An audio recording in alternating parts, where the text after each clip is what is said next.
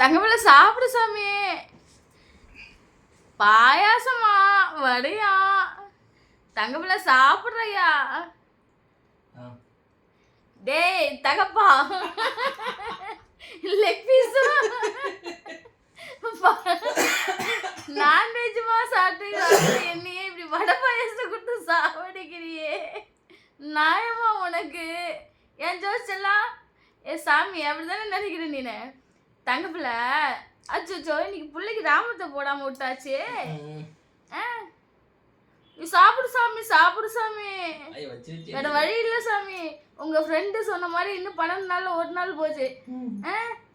அம்மா அம்மா உனக்கு புரட்டாசி முடிஞ்ச உடனே உனக்கு நான் செஞ்சு கொடுத்துறேன்.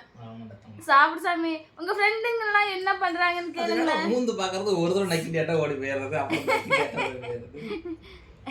தகப்பா ஏன்டா என்ன சாப்பிடிக்கிற?